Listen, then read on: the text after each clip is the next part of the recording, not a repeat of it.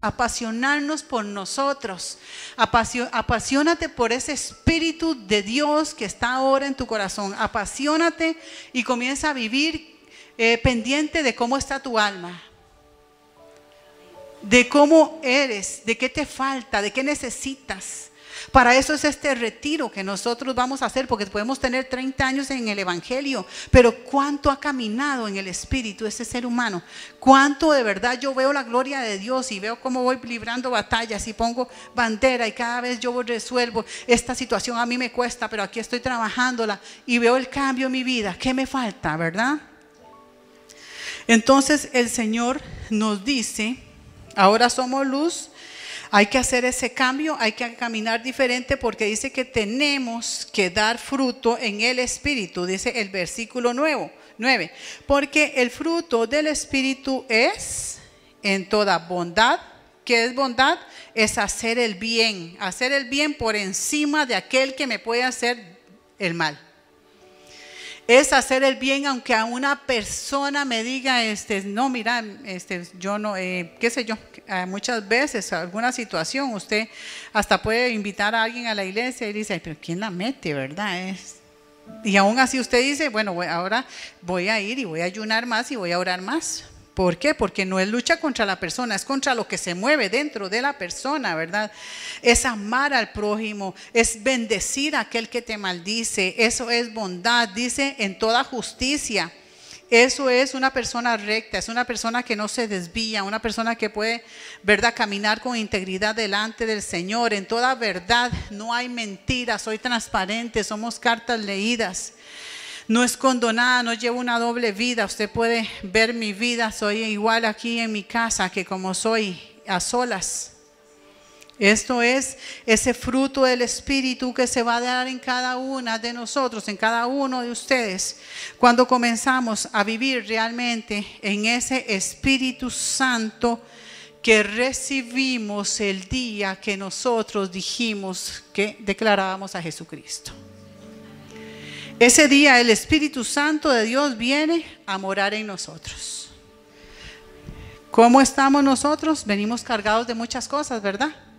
Y no solamente de las mías, es que no es solamente lo que Gislani hizo. Es que también hay un pasado de mis ancestros que yo quizás desconozco, pero que veo que sale a la luz ahora. Entonces, para eso es el retiro, ¿verdad? Para eso es precisamente, porque queremos ayudarnos todos como hijos de Dios, queremos ayudarnos en poder trabajar. Yo creo que yo tengo mucho que trabajar en mi vida, tengo muchas cosas que yo tengo que seguir sacando, así que por eso estoy deseando que el Señor me permita venir a este retiro que el Señor tiene para nosotros. Dice que en este versículo 9, dice el 10, comprobando lo que es agradable al Señor.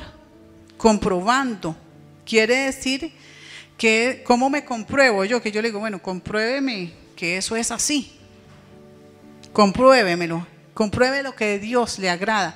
Es algo cuando yo me pregunto a mí misma, ¿le agrada al Señor la manera en que le contesté a mi hija? Aquí puede estar el Señor delante de mí y Él se siente orgulloso de las palabras que salieron de mi boca para quien sea, para mis hermanos en Cristo, para mis compañeros de trabajo. ¿Le agrada al Señor? Estoy comprobándome a mí misma. Yo me compruebo a mí misma. Necesitamos todos los días hacer ese examen de conciencia y decir, Señor, ¿estoy haciéndolo bien? ¿Esto te agrada? ¿Esto es parte de ese plan, Señor, que tú tienes para mí? Dice el versículo 10 que hay que comprobar lo que al Señor le agrada. Y vuelve otra vez el versículo 11 y nos dice el versículo 11 que no participemos y no participéis de las obras infructuosas de las tinieblas, que ya nos lo había dicho su palabra en el versículo adelante, pero ahora nos dice, sino más bien, ¿qué hay que hacer? Reprenderlas. O sea, yo no me puedo quedar con los brazos cruzados ante las situaciones que salen, ante las situaciones que ya cuando recibimos el Espíritu Santo, usted sabe que ya hay algo más fuerte en usted que le dice, esto está mal. Y cuando usted ve aquella situación en su casa, usted tiene que levantarse y decir, esto lo corto, esto yo me levanto, esto yo lo saco, esto yo reprendo esta obra de las tinieblas que estoy viendo en mi casa, que estoy viendo en mi vida o que estoy viendo donde sea que lo veamos. Incluso más adelante en Efesios 6:10 nos habla de la armadura. Esa armadura que muchas veces nosotros hemos pensado que me voy a poner la armadura porque voy a ir a la guerra. Y me pongo y comienzo a orar, que eso es algo que quiero que hablemos un día a fondo. Esta armadura es más bien un cambio, esta armadura más bien es algo para transformarme. Esta armadura más bien nos habla de poder transformarme para hacerle frente a las cosas.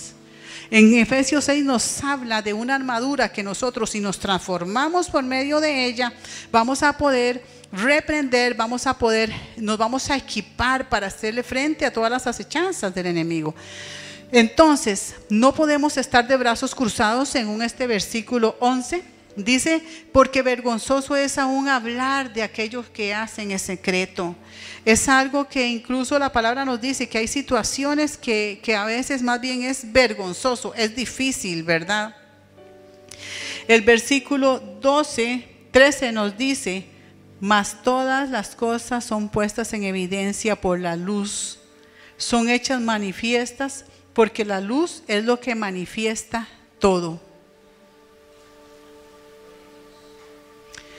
¿Y cómo sacamos a la luz todas estas cosas? ¿Qué podemos hacer nosotros ante todas las situaciones? Ante lo que nos dice la palabra de Dios hoy, que me dice que somos luz. O sea, yo soy luz, usted es luz. Somos esa luz en medio de las tinieblas. Me dice que tengo que caminar así, que tengo que reprender también. Me dice este versículo 13, que las cosas se manifiestan, todas las cosas son puestas en evidencia, porque la luz manifiesta todo. Pero ¿cómo hago yo para manifestar esta luz en mi vida, en mis áreas? Porque sé que si usted ve hacia adentro suyo, sabemos que todavía tenemos áreas y vemos alrededor nuestro y vemos muchas situaciones. ¿Qué tenemos que hacer? Primero, no callemos. No tengamos miedo. No tenga miedo si usted tiene que hablarle a un hijo suyo. Si lo hace con amor, ¿verdad? Porque ya sabemos que es con amor. No tenga miedo si usted tiene que levantar la voz porque hay una situación que no está bien, porque usted tiene que ser esa luz. Ya no puedo estar ahí, ¿verdad? Con los brazos cruzados, viendo cómo la situación, cómo nos hablan del aborto, del lugar más, ese lugar donde usted podría estar más protegido, más cuidado el ser humano, que es dentro del vientre de una mamá. Ahora es un lugar de peligro.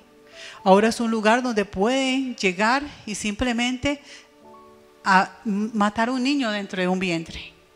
¿Cómo nosotros quedarnos callados ante estas situaciones, como las que nos decía ahorita nuestra pastora Ana, y saber que nuestros niños le pueden decir, si usted desea, usted no se sabe quién es, no tienen identidad? ¿Por qué? Porque el enemigo va a trabajar con nuestra identidad, con la identidad del ser humano, porque cuando el enemigo no nos ve a nosotros, no nos ve si estamos blanquitos, si estamos morenitos, el enemigo no nos ve, el Dios no nos ve así. El enemigo nos ve a nosotros como hijos de Dios. Él nos ve a nosotros como esa alma que Él quiere llevarse. Igual Dios a nosotros no nos ve como venimos. Dios ve ese hijo de Él, esa hija de Él. Eso es lo que Dios ve. Él nos ama a nosotros muchísimo. Así que qué importante que es que nosotros entendamos que si venimos al Señor ya tenemos que ser ese que levanta la voz por el bien de todos. Si Él nos permite hablarle a las personas que tenemos cerca, hablémosle. No tengamos temor de hablar del Señor, no tengamos temor de exponerlo. ¿Por qué? Porque la luz siempre va a prevalecer. Contra las tinieblas siempre la luz va a prevalecer. Así que usted y yo no tengamos temor si tenemos que hablar al respecto. Pero ¿qué necesitamos hacer? Y aquí los versículos nos siguen llevando. ¿Qué necesitamos hacer? Versículo 14. Por lo cual dice: despiértate, tú que duermes, y levántate de los muertos, y te alumbrará Cristo. Es necesario que haya ese despertar de conciencia en nuestra vida. Despertar para no solamente ver lo que está pasando fuera. Porque a cada rato es terrible saber que asesinaron a una persona, que ya hay más violencia, que ya usted sale de su casa y ve los puñitos de muchachitos donde están siendo acostumbrados a la droga, y nosotros ahí, ¿verdad? Le pasamos de largo, no le decimos nada, y tal vez ese joven que está ahí necesita de una palabra de aliento y necesita traerlo aquí. De esa niña, de esa joven que está en el colegio, quizás personas le están diciendo cosas que no son de bendición, y esos niños están quizás en nuestras casas. Los jóvenes están muriendo dentro de sus cuartos a la par de sus padres, encerrados con un teléfono que les está hablando de todo menos de Cristo.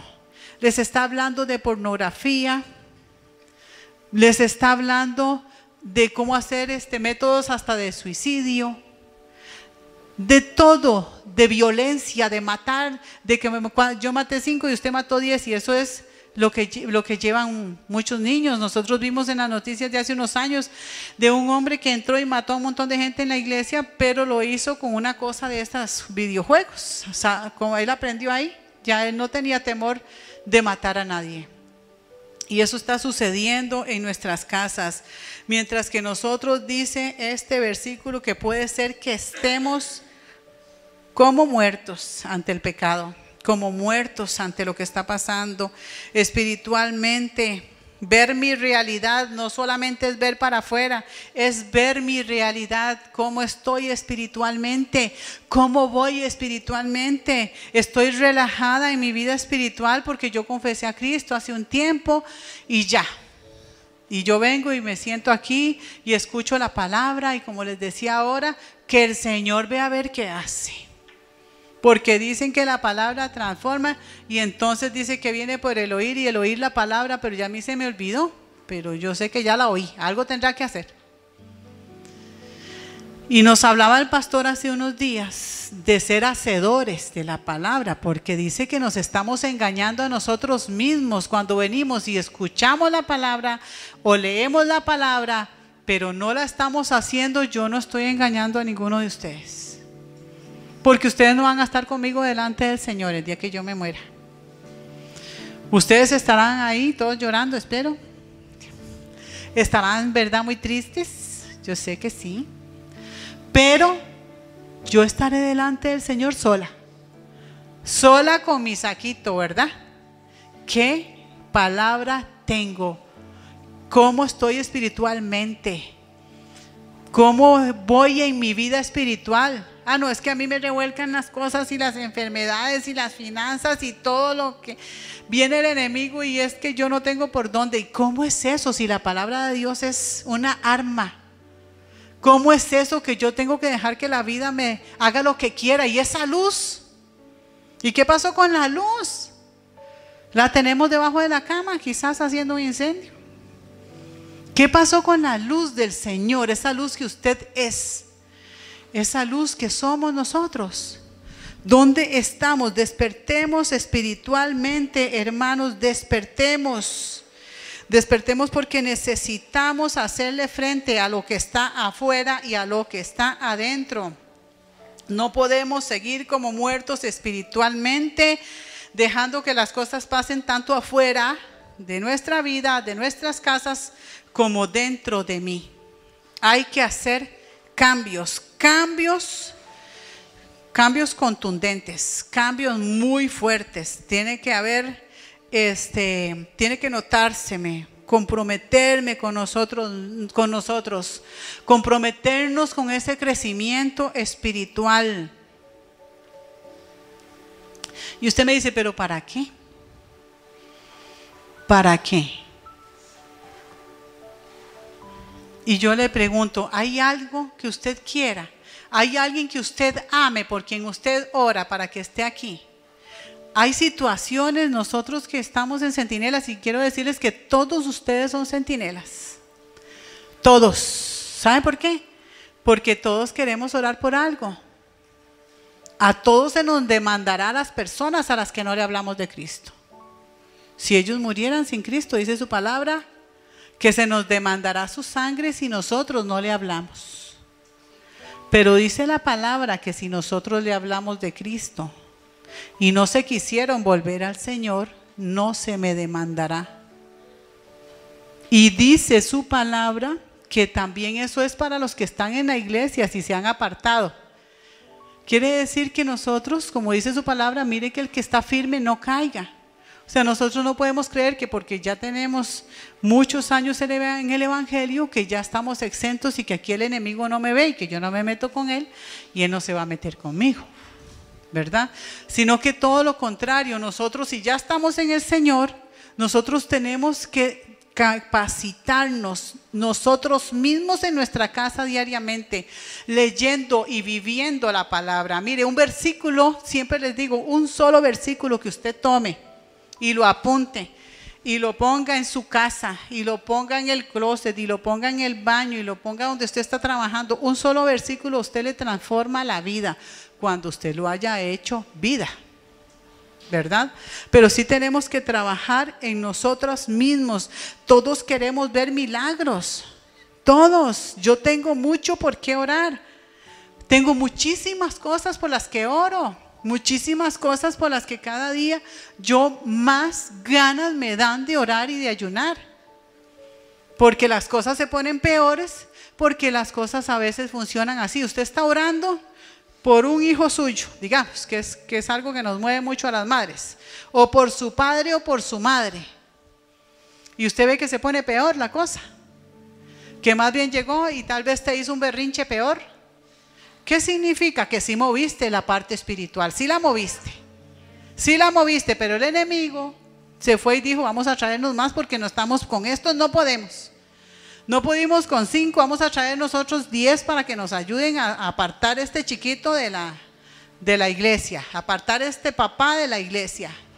Pero usted sigue orando y usted sigue ayunando, porque usted está tomando ese territorio, usted está tomando su familia. Entonces el enemigo va y dice, no, está poniéndose duro la cosa, vamos a traernos más.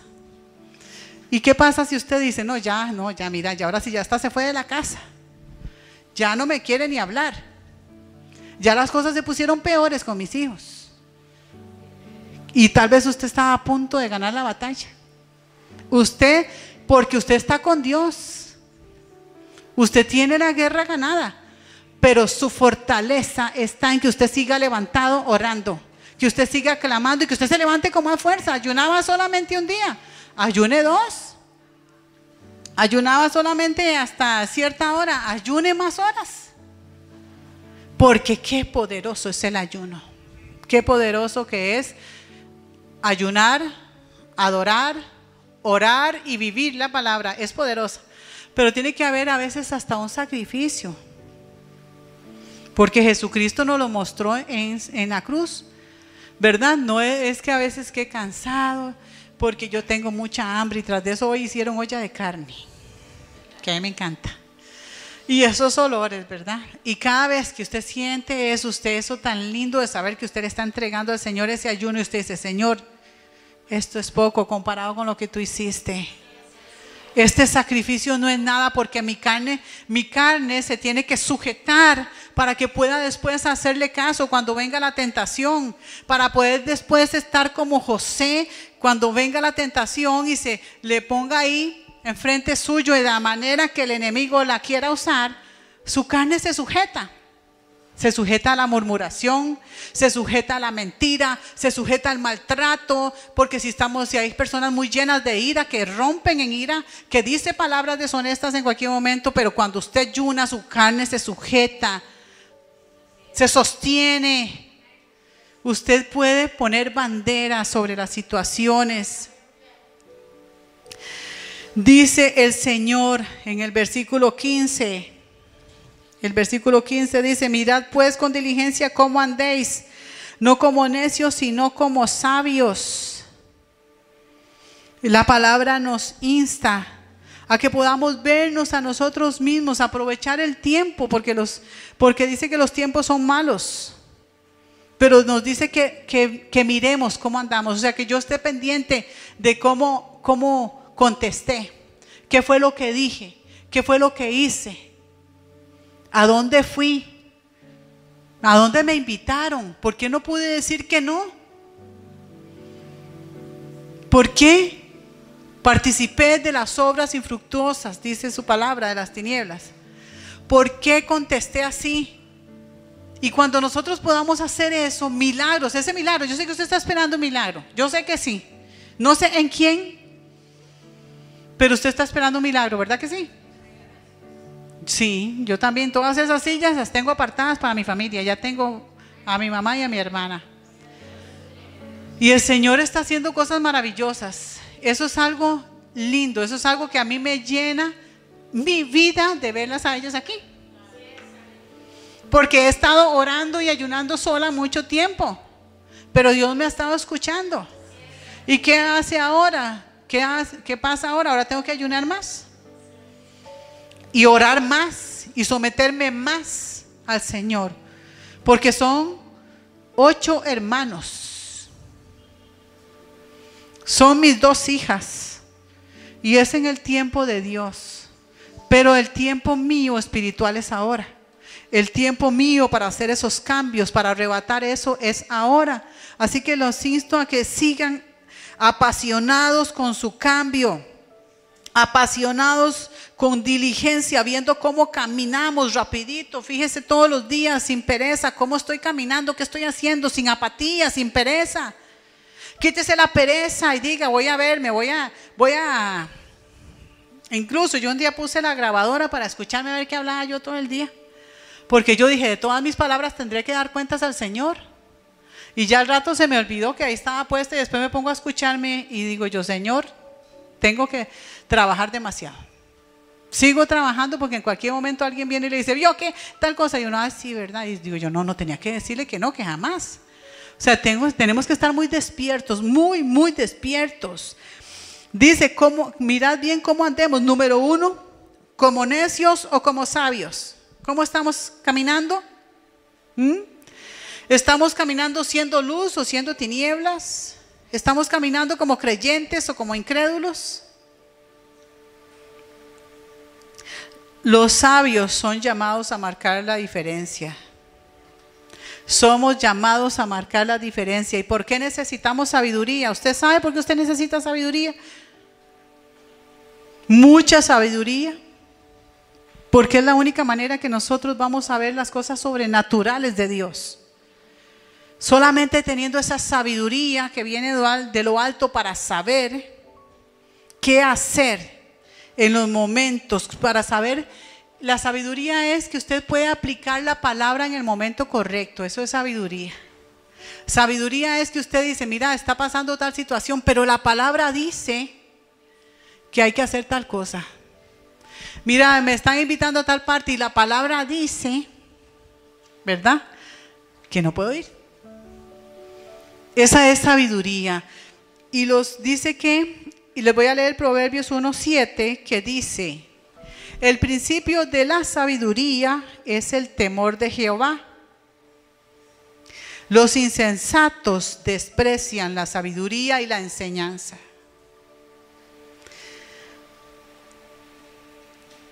Es el momento que nosotros tenemos para comenzar a entender que la sabiduría, según este versículo,